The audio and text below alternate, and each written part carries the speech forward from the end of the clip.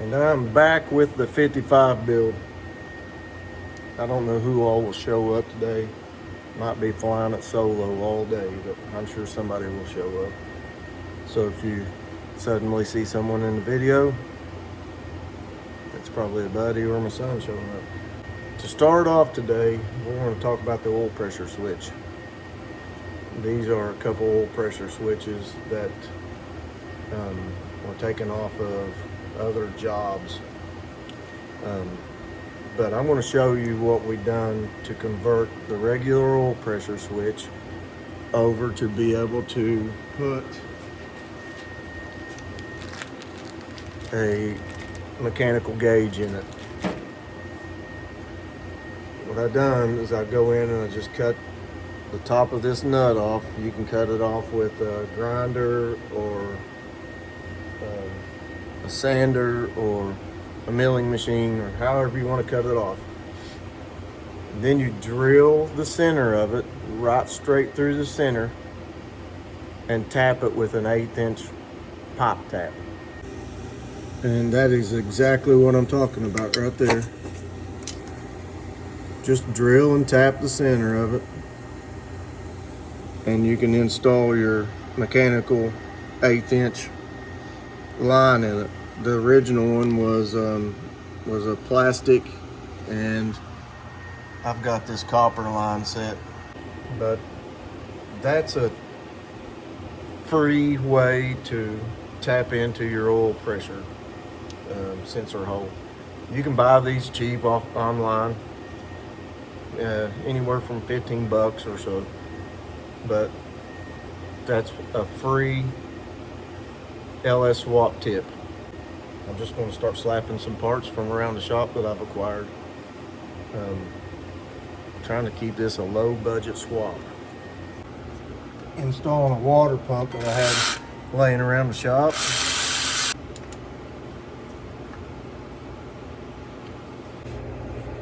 Something that's neat with a lot of the Chevrolets is the heater hoses will just go right back on.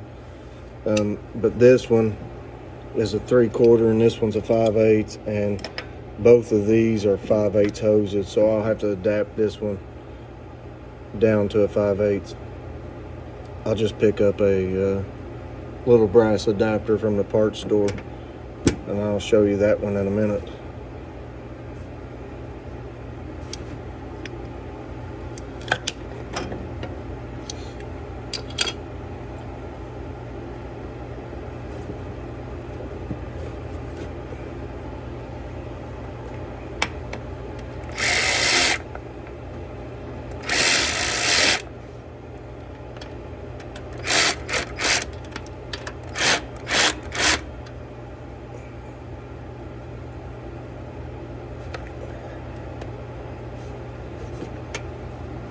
That's basically it. If yours is the same size, just hook them both up. I believe now my next move is going to be installing this copper oil pressure line. And something that gets me on so many of these old builds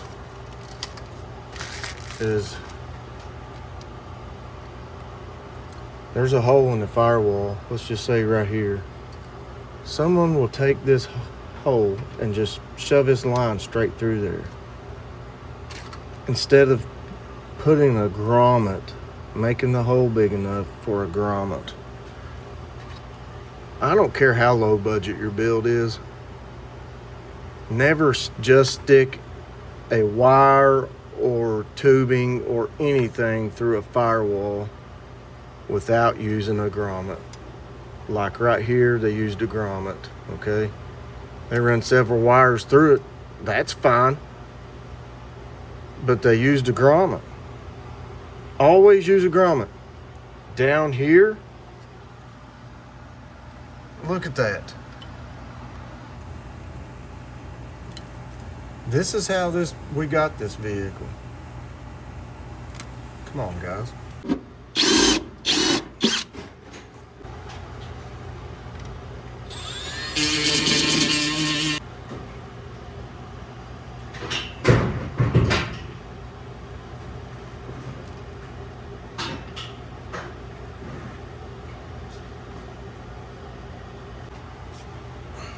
I just went inside and shoved it through. This stuff bends so easy.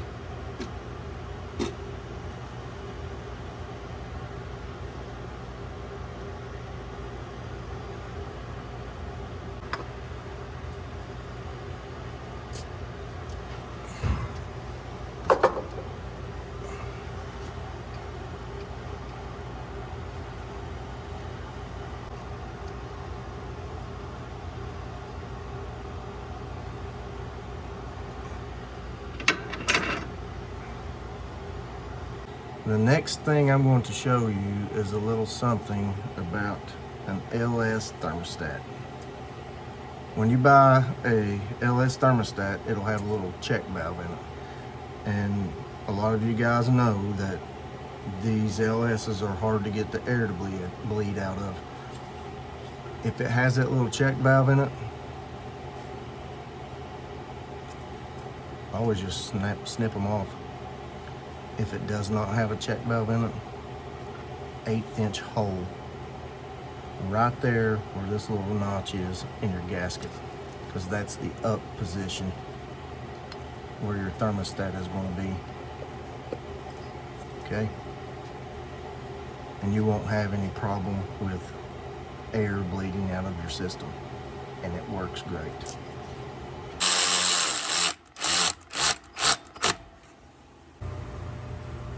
While I'm back here, I'm going to go ahead and install a cam sensor. Got to make sure it's the right cam sensor for your engine and harness and such. This is Gen 3.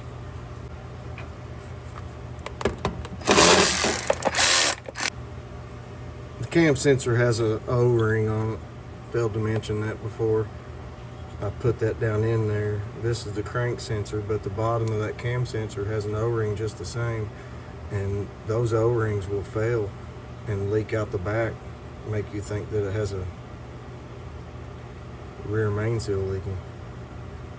Make sure that seal is good, and before you put it in, grease it. You can tell that this one has some grease on it. That makes sure it slides in there easy. Next, I'm going to go ahead and put the crank sensor in it while the starter's off. And I'm doing it from top.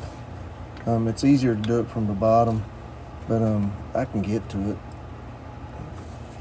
That's how easy it went in.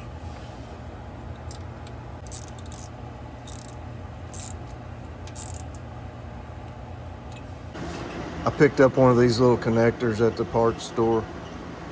It's a little fancier than the ones I typically like to use. The ones I typically like to use are brass looking, real thin, cheap, water hose looking style.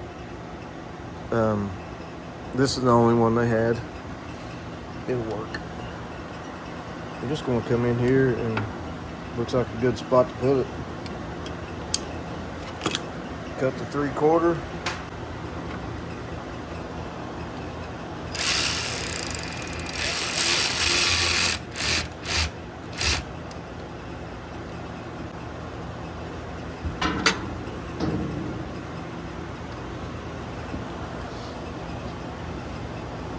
Now I'll line it up and cut the 5/8.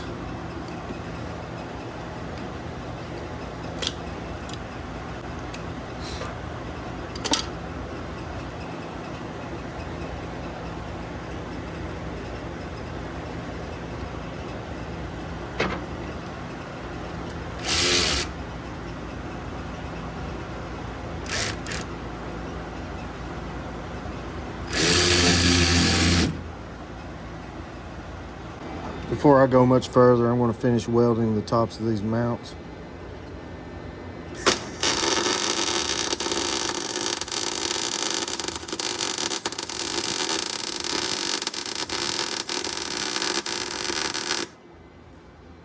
Here's a tip that I should have already done, and it's going to be a little more difficult for me doing this while it's in the car, but 1/4" pipe tap.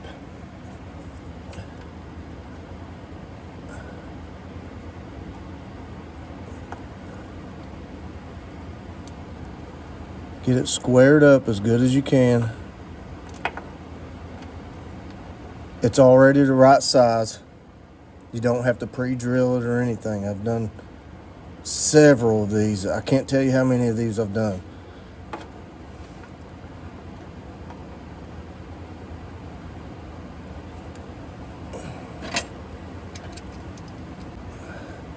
So your wiring harness and your computer still needs the coolant temp sensor over on the driver's side head. And this is going to give you a place to tap into with your mechanical gauge. Now, you can buy a little adapter, $15, $20. Or you can just do like I'm doing right here.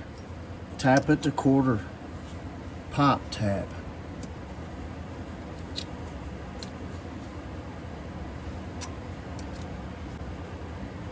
This is another free mod, another free tip that I figured out that everybody can do. So now that I got it going, I want to go back and I'm going to put a little grease on this to collect the shavings. Doesn't take much grease, just a little bit.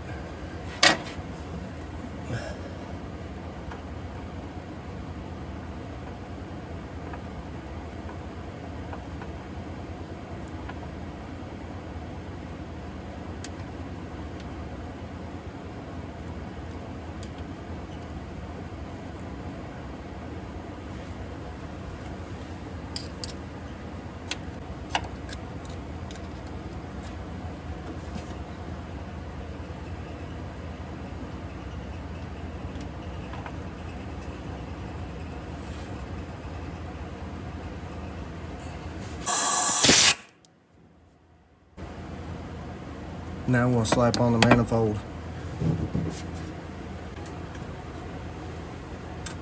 Just put your gasket on your manifold first.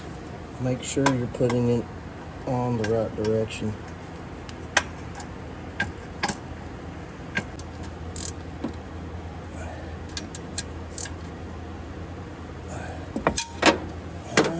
On something else. Alright, here we are again.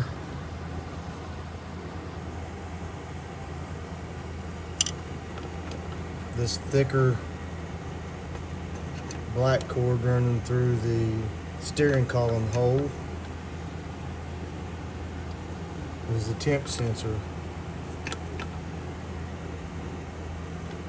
I mean,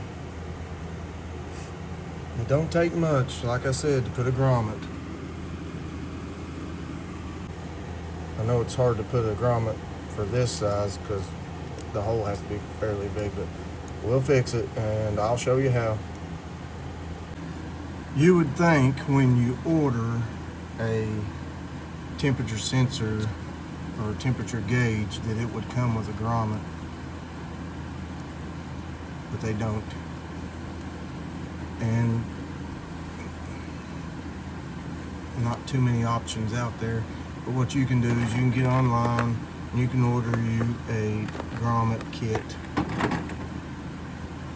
When you're looking, just make sure when you're looking online that it comes with a grommet that looks like this, or a grommet with a really small hole.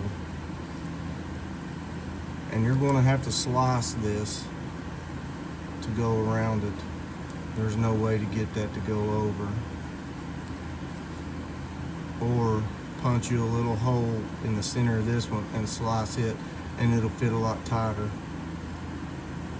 Take a lot larger hole. I'm going to use this smaller one. I'm going to slice it. I'm going to put it in the hole that I drilled. And then after I get the hole, after I get the grommet put in that hole, and this is fixed and the inside's all zip tied up, all I'm going to do is fill the rest of this with some silicone, black silicone, around it. and I'll show you exactly what I'm getting at here in just a minute. Let me tell you, there just is enough room.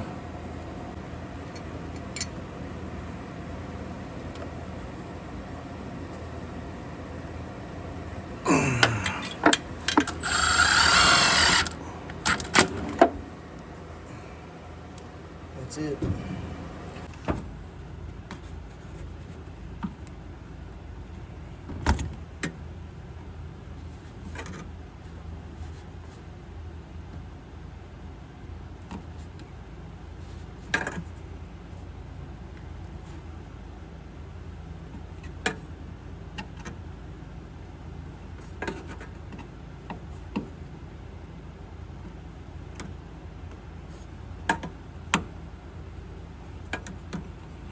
Perfect enough.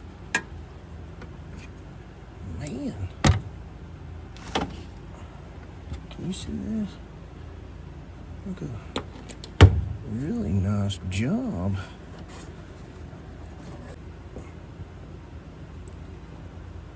I'm gonna smash it in there.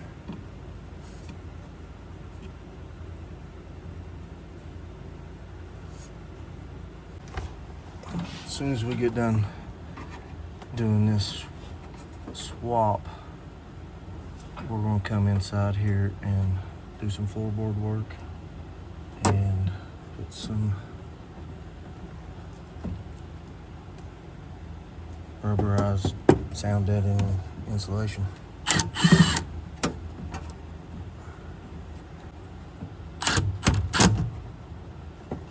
And I might as well go ahead and hook this one up since I'm here.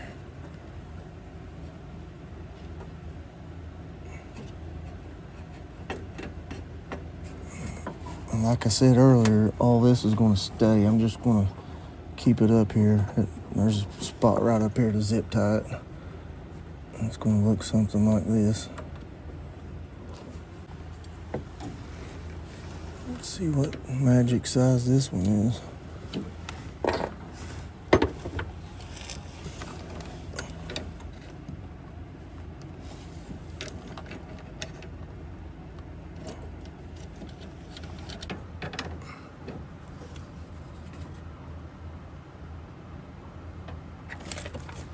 That might be good enough. If it's not, it will show me and I'll come back and tighten it. I took the alternator and power steering accessory mount and just cut it off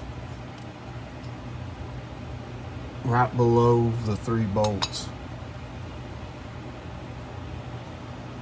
Just straight off right below 3 bolts. This car doesn't have power steering, and I really don't need the extra hanging down. Now I'm just going to mount it. Probably going to be, a lot of people say it needs the whole mount. It doesn't need the whole mount. Those 3 on the head will be just sufficient. So right here, these 2 little slide pins that holds the alternator in. When this bolt pulls in, it will compress this slide pin into the alternator. Before you go to put your alternator in, hit those with some lube and then peck them in like that. Ooh. You won't have to fight your alternator going in. Watch this. See how it fell right down in there?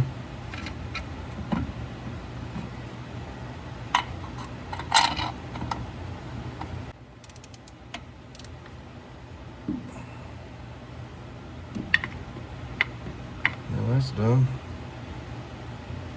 Well, what's next?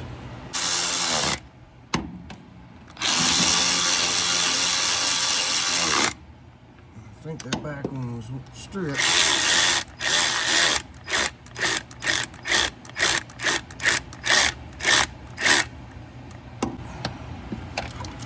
Looks like I'm gonna have to fix the back one. Okay, so my back valve cover bolt is stripped, and I knew it as soon as I put it in. It dropped down, way down in there before it ever even started to turn, so I knew it was stripped as soon as I put it in. It's my fault for not addressing this before I put the motor in. So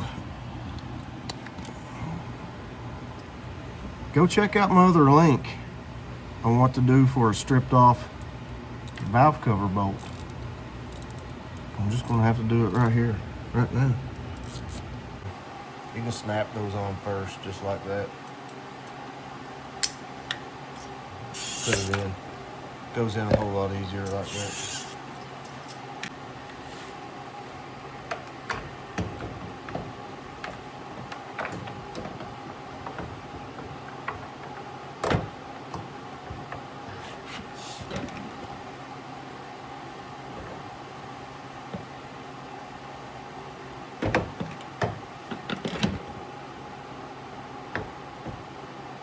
They'll typically go right in if you lube them up good.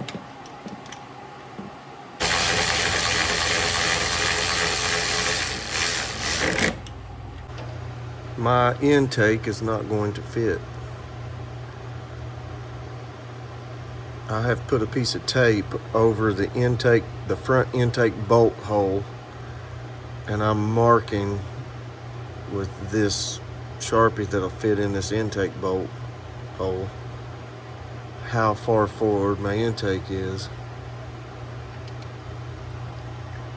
and how much I'm going to have to beat the firewall back right here.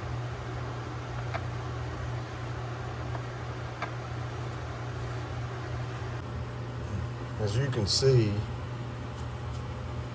where my intake bolt hole is and where I marked it,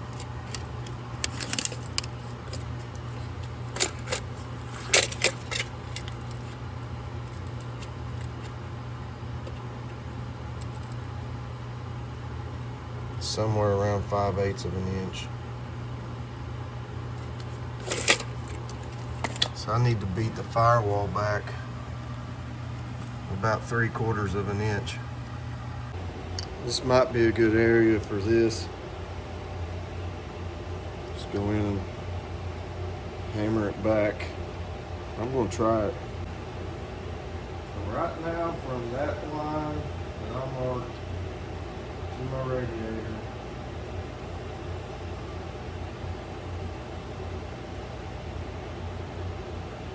pretty much 29 3/8.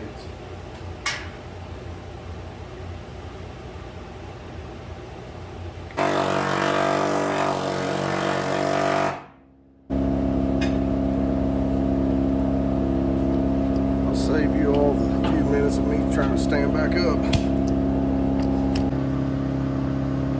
It's kind of hard to tell in this video how nice of a job that did. And I'm barely hitting right there. I need to go in there and hammer that some more. And I'm going to hammer this some more and give this hose some clearance.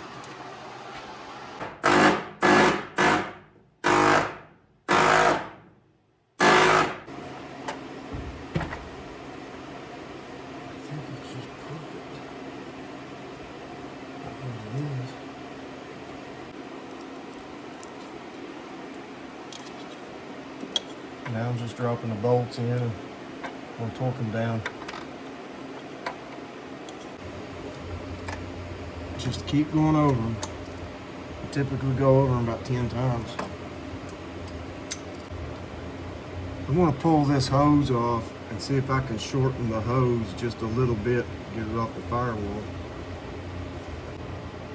So I got that line shortened and it's not kinked anymore. Now I'm just going to run it over to the brake booster, hook it up.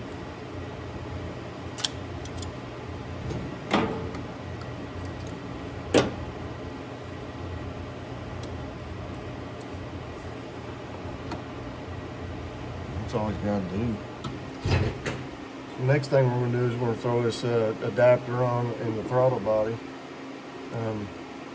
This adapter allows us to put a cable on it.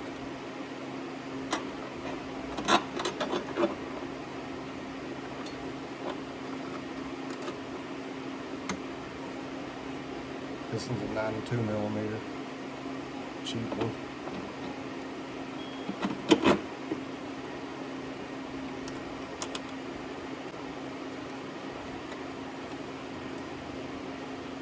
Tend to have a lot of problems with the idle air control motors on these cheap aftermarket ones. Still has the aftermarket one. I'll find an original idle air control motor and put on it.